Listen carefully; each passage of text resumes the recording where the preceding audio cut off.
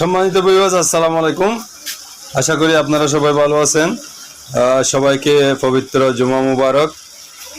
আমি আবার এসেছি ফ্রিজের আরেকটি সমস্যা এবং সমাধানের কথা নিয়ে। চলুন তাহলে দেরি না করে শুনি সেই কি সমস্যা এবং তার সমাধান। সম্মানিত ভিউয়ার্স, আপনারা যারা ফ্রিজ ব্যবহার করেন আপনারা হয়তো জানেন অনেকের ফ্রিজের মধ্যে নরমালে পানি জমে যায়। নরমালে যেখানে তরি তরকারি রাখা হয় ওখানে বিপুল পরিমাণ পানি জমে যায়। আর এই যে লাইট আছে উপরে নরমাল, ওখানে ফুটো ফুটো পানি জমে যায়, এটা নিচে পড়ে পানি জমে যায়। তো এটার সমাধান কি? অনেকে আমাদের কাছে ফোন করে বলে যে এরকম এরকম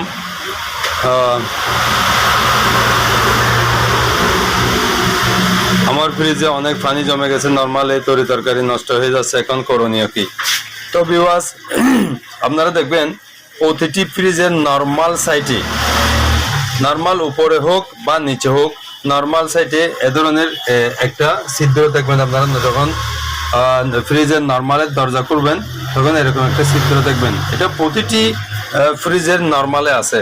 তো আপনারা একটা জিনিস খেয়াল করবেন, যখন আপনাদের ফ্রিজে পানি জমে যায় তখন এই ছিদ্রটা বন্ধ হয়ে এখানে পর্যন্ত এখানে পুরো পানি জমে যায়। তো এটার সমাধান কি? আপনারা কি করবেন, এটা আপনারাও ঘরে বসে ঠিক করতে পারবেন। এ ধরনের একটা গুণা নেবেন। গুণাকে দুই ভাগ করছি আমি, দেখেন দুই ভাঁজ করে এই মাথা দিয়ে আপনারা প্রথমে এটা পরিষ্কার, এটা এভাবে এভাবে এভাবে এভাবে করে পরিষ্কার করবেন। মনে রাখবেন এটা একটা পাইপ, এই পাইপটা ফ্রিজের একদম পিছনের অংশে যেখানে কম্প্রেসার আছে, কম্প্রেসারের উপরে একটা ওয়াটার প্লেট থাকে, প্লাস্টিকের একটা ওয়াটার প্লেট থাকে। এটা এখান থেকে ওয়াটার প্লেট পর্যন্ত একটা পাইপ আছে মাত্র, এটা অন্য কিছু নয়। বইয়ের কোনো কারণে এভাবে যদি গুণা দিয়ে এরকম করেন, গ্যাসের কোনো সমস্যা হবে না, ফ্রিজের কোনো ক্ষতিও হবে না। এটার নিয়ম হলো এরকম করা। তো এরকম যখন করবেন দেখবেন পানি চলে গেছে, এখানে ময়লা জমে যায়। শাক সবজি রাখা হয়, বিভিন্ন কিছু মরিচ রাখা হয়, বিভিন্ন কিছু রাখার ফলে ওখান থেকে কিছু অংশ ওই গর্তে গিয়ে গর্তটা বন্ধ হয়ে যায়। ওই ছিদ্রটা বন্ধ হওয়ার ফলে আপনি যখন গুণা দিয়ে এভাবে করবেন তখন পরিষ্কার হয়ে যাবে, পানিগুলো চলে যাবে। পানি যখন চলে যাবে তখন আপনারা কি করবেন, আবার এক্সট্রা কোনো মগ অথবা কাপ দিয়ে আবার পানি ঢালবেন। পানি ঢেলে যদি পানিগুলো চলে যায়, আবার এক্সট্রা আলাদা পানি যেটা দিবেন, যেগুলো দিবেন,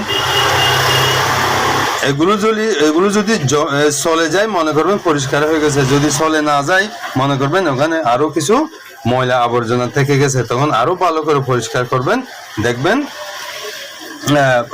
পরিষ্কার হয়ে গেছে। আবার পানি ঢেলে দেখবেন, পানি যদি চলে যায় মনে করবেন আপনার ফ্রিজ ভালো হয়ে গেছে, সমস্যাটা সমাধান হয়ে গেছে।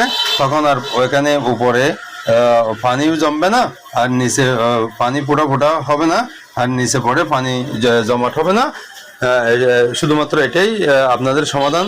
আরও যদি বিস্তারিত জানতে চান কমেন্ট বক্সে আমার সাথে যোগাযোগ করুন। ইনশাআল্লাহ আমি আপনাদেরকে সহযোগিতা করে কোনো কিছু পরামর্শ দেওয়ার চেষ্টা করব। তো সবাই ভালো থাকুন, সুস্থ থাকুন। ফ্রিজের যে কোনো সমস্যার জন্য আমাকে কমেন্ট বক্সে জানাতে পারবেন। ধন্যবাদ, সবাই ভালো থাকুন। আসসালামু আলাইকুম ওয়া রাহমাতুল্লাহ।